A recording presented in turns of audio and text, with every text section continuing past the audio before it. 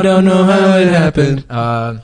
Whoa, that's good, guys. What else do we have? Good timing on that. On none of this is choreographed. None of it's planned. Absolutely. That's the point of the Trump election. That's why it's a win for Cumtown, because Yeah. the nerd that went to Yale Law and was Secretary of State and was Senator from New York and had all the experience of the world fucking lost, and the guy that didn't even study for the test one. Hillary versus Trump boils down to improv versus stand-up.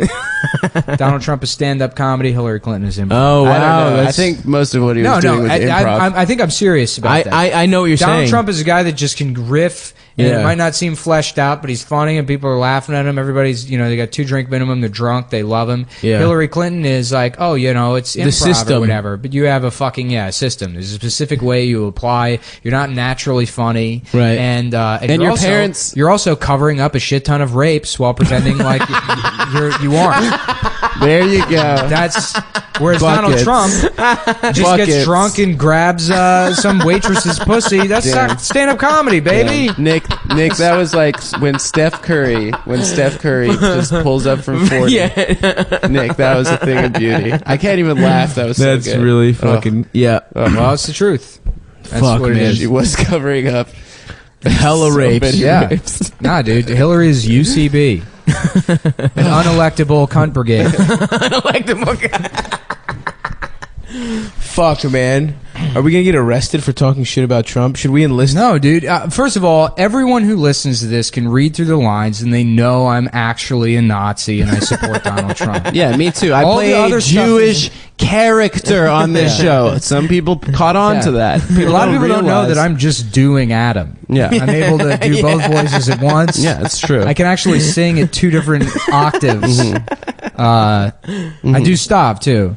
This is a one-man operation. Yeah. In real life, I'm from Greenwich, Connecticut, okay? And father bought me all this podcasting equipment. And, we were summering in Kennebunkport, Maine, and I decided to start a podcast. You think he's just gonna give his sons jobs?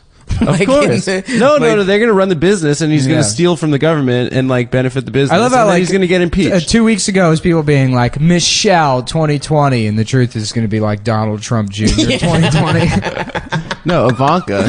Yeah, Ivanka 2020. Dude, Ivanka, literally abandoned the campaign 2 weeks ago, and now he won. Yeah. His own daughter didn't think he was going to win. Dude, in the beginning of the night, people were leaking shit where it was people were trying to jump off. They're like, yeah, we think we're getting our asses handed to us. Everyone's polls just Jesus we're Christ. wrong. Yeah. Damn, dude. Well, Nate Silver sort of got it right. Really? Nate Silver was at the end of the day, and that's who else said it? Michael Moore. Yeah, unfortunately, Michael Moore, who's now turning into a TED and here's Talk. Why Michael Moore got it right, because he's actually from fucking Flint and knows people who are voting for Trump. Yeah, it's I'm seeing people on Facebook today. They're like, yeah, especially in the backlash to people saying that it's Bernie or whatever, or people that are mad at people like me for saying that Bernie would have won, which he would have. Bernie would have won. Bernie would have. Hillary didn't win objectively. That's true. She fucking lost. Bernie would have won.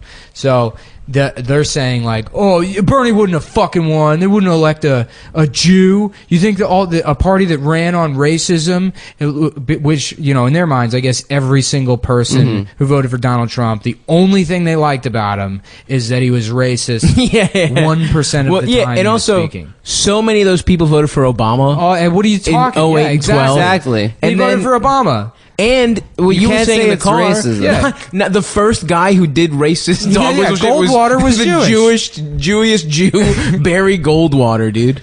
I don't think he was Jewish. He was Jewish. He was ethnically Jewish. He wasn't Jewish. Yeah, he was. Barry Goldwater was actually the first Jew elected in a primary. Was he? Yeah.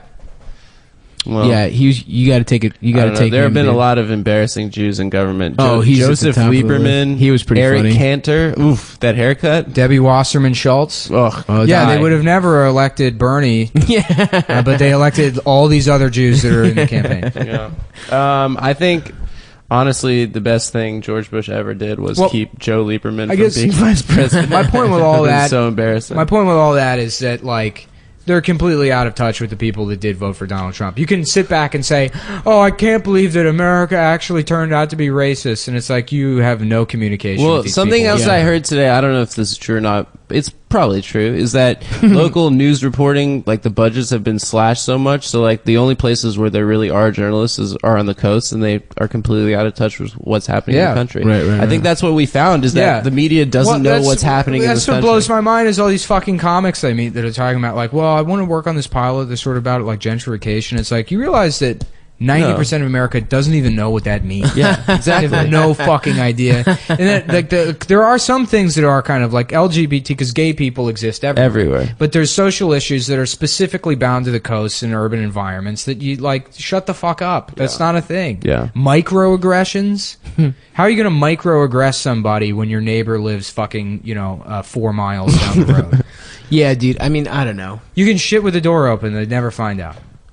Yeah, it just really does come down to, though, like, just like, there was no, like, all these people, they're not making any money. Their jobs, like what you were saying, manufacturing jobs and shit are gone. And there was the two candidates. One is like, loves fucking, loves trade agreements, loves all this shit, is the establishment, fucking Goldman Sachs, whatever. Her husband was in charge of NAFTA. I mean, like, and yeah, Donald Trump's her message, last name. He's saying that it's like, oh, it's fucking immigrants and it's fucking other countries that's the problem. Yeah, and she just doesn't even say anything about it.